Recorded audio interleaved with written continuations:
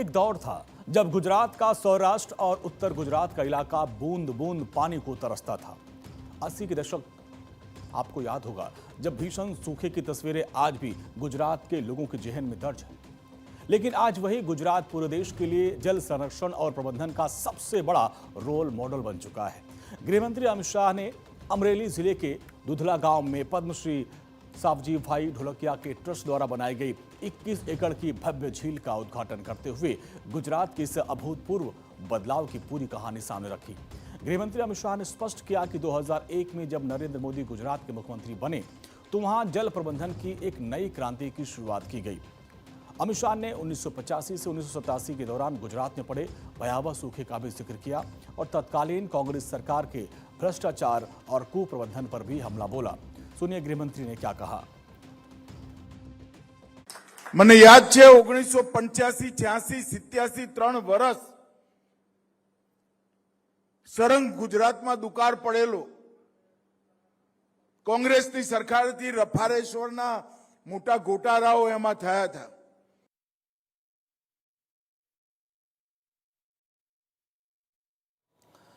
गृहमंत्री अमित शाह ने याद दिलाया कि नर्मदा प्रोजेक्ट की नींव 1964 में तत्कालीन प्रधानमंत्री जवाहरलाल नेहरू ने रखी थी, लेकिन दशकों तक ये लटका रहा।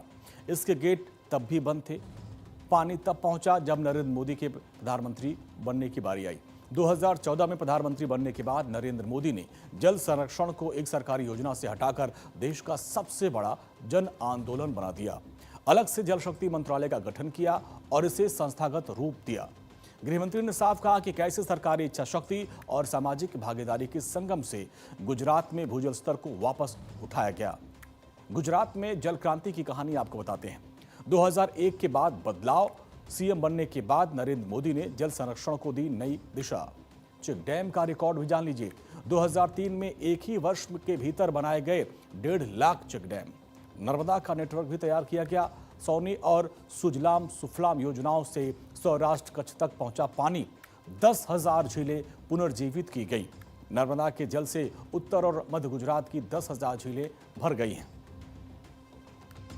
અને આજે ગુજરાત ખરેખર દુકાળ મુક્ત બન્યું છે। સરોવરો વધ્યા, ચેકડેમો વધ્યા, ખેતી સારી થઈ, હરિયાળો વિસ્તાર વધ્યો। એ નરેન્દ્રભાઈના પ્લાનિંગનું જે પરિણામ છે એ છે।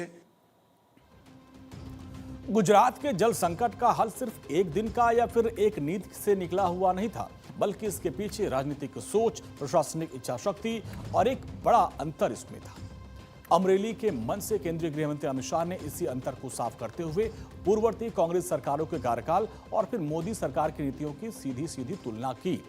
80 के दशक के उस दौर से लेकर जहां राहत कार्यों में भ्रष्टाचार और योजनाओं के लटके रहने का आरोप लगाया और आज की आधुनिक जल क्रांति तक अमित शाह ने आंकड़ों के साथ विपक्षी दलों पर तीखा हमला बोला।